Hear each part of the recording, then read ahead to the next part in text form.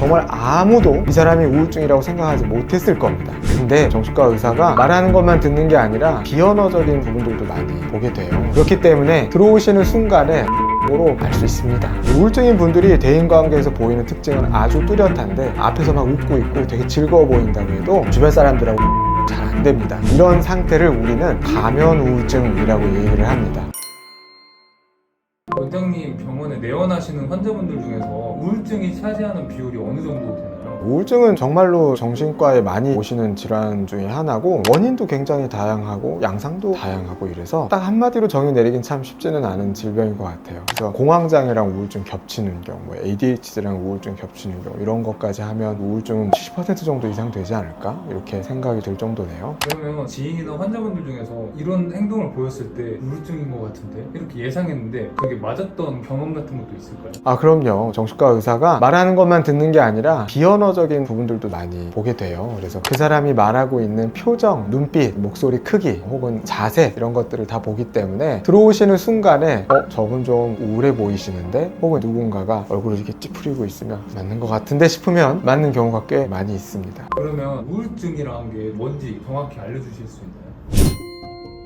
일단 우울증이라는 게요, 단순히 기분이 우울하다 이런 거랑은 질적으로 많이 다릅니다. 교과서적으로 정의를 하자면 하루 왼종일 우울하고 그런 기간이 2주 이상 지속이 되면 단순히 우울감만 있는 게 아니라 생각, 굉장히 비관적인 생각들, 부정적인 생각들, 그 다음에 신체적인 사인, 불면, 식욕 저하, 혹은 반대로 과식욕, 혹은 이제 과수면, 성기능의 저하, 혹은 성적인 욕구의 저하, 전반적인 몸의 에너지의 저하, 의욕, 동기, 즐거움, 흥미 이런 것들이 전반적으로 굉장히 많이 다운되는, 그리고 그게 상당 기간 오래 꽤나 심하게 지속되는 그런 병을 우울증이라고 얘기를 할 수 있습니다. 일단은 우울증도 생물학적인 질병인 것은 확실합니다. 그게 유전적인 요인도 조금 있어서 예를 들면 가족 중에 정신과적 질환을 갖고 있거나 혹은 선천적으로 특정 신경전달 물질인 세로토닌, 도파민, 노르에피네프린 이런 신경전달 물질들이 불균형해서 이런 것들과 함께 외부적인 요인들, 생활사에서 큰 스트레스 이런 것들이 겹쳐져서 우울증이 발병하게 되는 거라고 설명할 수 있겠습니다. 그러면 우울증이신 분들이 보이는 대인관계에서의 특징 같은 게 있을까요?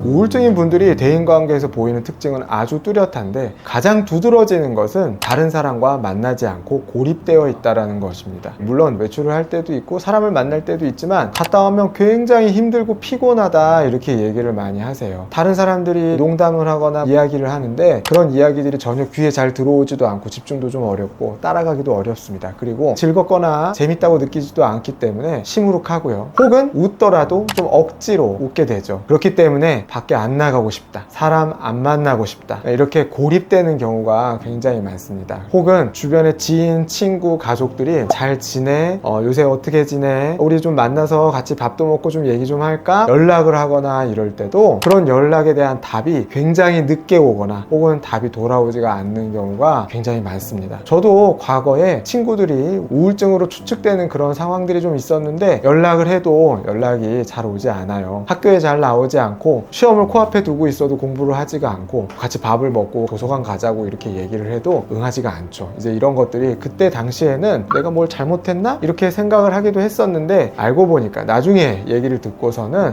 이 친구가 그때 우울증이어서 그랬구나 이렇게 알게 된 경우도 있었답니다. 그럼 그 우울증이신 분들이 연락을 회피 혹은 안 하는 이유는 뭘까요? 그분들의 마음속에는 내가 다른 사람들에게 민폐를 끼치고 있다 혹은 피해를 주고 있다라는 식의 자책하는 생각들이 굉장히 많이 자리 잡고 있습니다. 예를 들면 내가 친구들 모임에 나가서 별로 즐겁지도 않고 뭐라고 말도 못하겠는데 이러고 있으면 괜히 다른 사람들 불편하게 만들지 않을까? 이렇게 생각을 하는 거죠. 혹은 경제적인 어려움을 처하고 있다 보니까 내가 이런 상황에서 나가가지고 친구들하고 밥 한 끼 먹고 이래야 되는데 너무 부담되고 왠지 친구들한테 눈치 보이고 괜히 분위기만 칙칙하게 만드는 거 아닐까? 내가 나가서 괜히 이런 모습 보여주면 다른 사람들 불편하게 만들지 않을까? 이런 자책하는 생각들이 굉장히 좀 많고, 혹은 다른 사람들은 굉장히 잘 지내는 것 같고 나는 그렇지 않고 이러기 때문에 상대적으로 자신의 처지가 굉장히 비관된 상태로 느껴지는 거죠. 그래서 저 사람들하고 나는 이미 많이 달라진 것 같아, 같이 어울릴 수 있는 상황이 아닌 것 같아, 나는 인생의 나락에 와 있는 것 같아, 나는 끝자락에 와 있는 것 같아, 이런 비관적인 생각을 하게 되니까 사람들의 연락이나 만나자는 요구가 굉장히 부담스러울 수 있다. 또 앞서 말했던 것처럼 밖에 나가서 어느 정도 가면을 쓰고 웃고 괜찮은 척 하거나 같이 얘기를 듣고 반응을 해줄 수는 있지만 거기에 너무나 많은 에너지를 쓰다 보니까 스스로 너무 힘들고 지쳐서 못 나가겠다, 힘들다 이렇게 생각해서 나가지 않는 경우들도 있습니다. 그래서 이런 상태를 우리는 가면 우울증이라고 얘기를 합니다. 대인관계가 적어지는 것이 특징적이라고 말씀을 드리다 보니까 아니 나는 원래부터 내성적이고 사람 만나기 별로 안 좋아하는 사람인데 내향인이라고 하죠. 원래 내향적인 사람들은 늘 항상 혼자 있는 게 훨씬 더 편안하고 다른 사람하고 있을 때 기가 좀 많이 빨리고 혼자 있을 때 에너지가 좀 충전되는 그런 유형의 사람들이고 그건 일생 동안 거의 비슷하게 유지가 되는 그런 성향이기도 합니다. 하지만 이제 우울증은 잘 지내다가 갑자기 쑥 떨어지고 원래 그러지 않았던 사람이 사람도 안 만나고 사람을 피하고 내가 다른 사람한테 피해를 끼치는 것 같고 이런 생각들이 많이 드는 거죠. 모습을 보이고 그러다가 우울증이 회복되면 다시 잘 웃고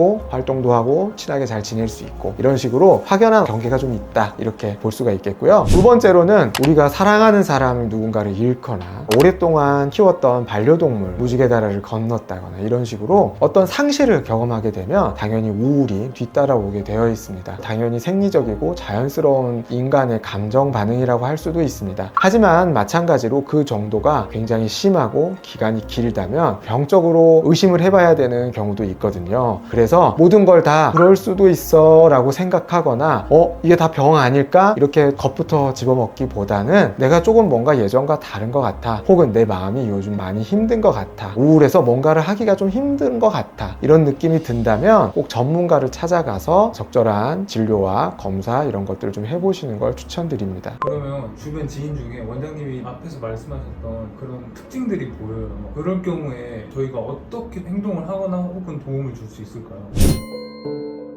참 딜레마인 것 같아요. 도움을 주고 싶은 마음은 있는데 그 사람이 지금은 그 도움을 받을 만큼의 마음의 여유나 심적인 에너지가 별로 없는 상황인 경우가 많습니다. 예를 들면 집에만 박혀 있으니까 같이 산책도 가고 싶고 같이 밥을 먹거나 일해주고 싶은데 그 사람은 콕 틀어박혀서 나오질 않는다. 이런 경우가 사실 생각보다 많고 가족들도 그 점을 굉장히 안타까워하는 경우가 많이 있습니다. 어떻게 보면 가족이나 지인이 도움을 주려고 하는 그런 모습 때문에 오히려 더 초조하게 느끼거나 자책을 하는 경우가 많아요. 예를 들면 이렇게 생각을 하는 겁니다. 주변 사람들이 날 이렇게나 생각해주고 도와주려고 하는데 왜 나는 우울증이 낫질 않지? 나는 정말 구제불능인가? 또 나는 지금 너무나 부족하고 저 사람들이 저렇게까지 나에게 하는 걸 보니 나는 되게 불쌍해 보이는 사람인가 보다 라고 생각하게 될 가능성도 있다는 거죠. 그래서 우울증을 걸렸을 것 같은 그 사람에게 제의를 할 수는 있습니다. 괜찮아? 잘 지내? 혹시 힘든 게 있으면, 도움이 필요한 게 있으면 꼭 연락 줘.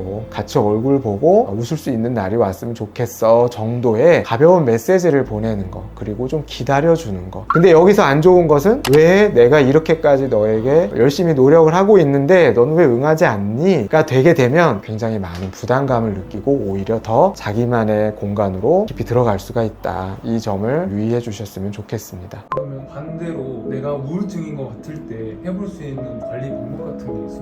우울증에 걸리게 되면 많은 기본적인 것들이 무너지게 됩니다. 밥을 먹고 씻고 자고 움직이고 이런 기본적인 것들부터가 잘 안 되기 시작하고요. 점점 더 자책이나 자기 혐오가 심해집니다.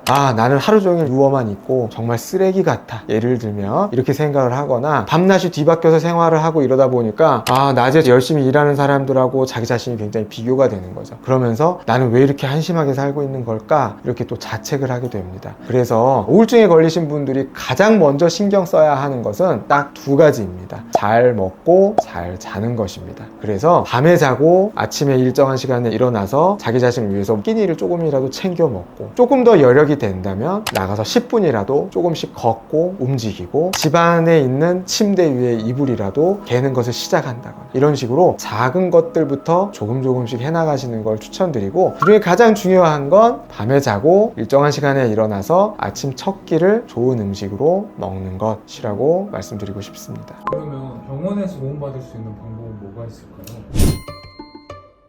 사실 이렇게 밥 잘 먹고요, 잠 잘 자고, 움직이고, 사람 만나고, 할 일을 하고 이런 게 도움이 된다는 건 우울증 걸리신 분들도 사실 잘 알고 있는 내용입니다. 근데 자신의 몸과 마음이 그만큼 따라와 주지 못하는 것 때문에 힘드신 거긴 한데요. 그래서 병원에서 전문적인 치료를 받는 것을 추천드립니다. 일단 가장 중요한 치료는 약물 치료입니다. 우울증 약물, 그리고 동반한 다른 불안이나 수면 문제, 식사 문제 이런 것들을 조절할 수 있게 약물 치료를 받아보시는 것을 추천드리는데요. 통상 9개월에서 1년 정도의 약물 치료를 받는 것을 추천드립니다. 처음 약물 치료를 시작하고 한 2, 3개월 정도 후부터 조금씩 좋아지고 아주 바닥에 있었던 에너지가 조금씩 올라옵니다. 수면 패턴이나 식사 패턴이나 이런 것들도 좀 돌아오고, 심하게 부정적이었고 심하게 비관적이었던 생각의 강도가 조금씩 줄어들게 됩니다. 물론 그렇다고 약물 치료만으로 행복해지거나 기분이 굉장히 좋아지거나 모든 것이 즐거워지거나 이런 일은 일어나지는 않습니다. 다만 우울감이나 힘들었던 감정들이 조금은 줄어서 생활을 조금씩 해볼만 하다라는 느낌을 받게 도와주는 게 약물 치료입니다. 그런 약물 치료와 함께 자신이 어떤 어려움에 처했는지에 대한 심리 상담 혹은 대화, 또 생활에서 아까 말씀드렸던 조금씩 몸을 움직이고 사람을 만나고 내가 좋아하는 일을 찾고 이런 것들이 다 같이 이루어졌을 때 우울증은 충분히 좋아질 수 있는 병이기도 합니다. 병원으로 오는 것 자체가 사실 되게 큰 용기가 필요하고, 제가 오시는 분들한테 여쭤보면 되게 고민 많이 하시고 오셨다고 해요. 병원 올까 말까, 이거 정말 병 맞을까, 내가 병원 가도 되는 건가, 이렇게까지 자신에 대해서 자책을 하거나 의심을 하시는데 병원에 그냥 오셔도 돼요. 사실 오셔서 힘들어요, 혹은 요새 기분이 좀 많이 다운되고 아무것도 못하겠습니다, 그 정도만 얘기하셔도 충분하고요. 그 외에 본인이 갖고 있는 지병 혹은 먹고 있는 정신과 약이 아니라도 다른 약물이나 언제부터 내가 좀 이렇게 힘들어졌지에 대해서 조금 생각하시거나 뭐가 나를 이렇게 힘들게 만들었을까, 이런 것들에 대한 것들도 알면 더 도움이 많이 됩니다. 하지만 그런 건 사실 당장 그렇게 중요한 문제는 아니에요. 가장 중요한 것은 당신이 힘들다라는 거에 대해서 누가 인정해주지 않을까 걱정하시지 않아도 된다는 겁니다. 그냥 병원에 오셔서 저 요즘 많이 힘든 것 같아요, 잠도 좀 잘 못 자고 뭘 해도 즐겁지가 않아요, 이렇게만 얘기해 주셔도 아, 이분이 많이 우울하고 힘들구나 라고 정신과 의사들은 알 수 있습니다.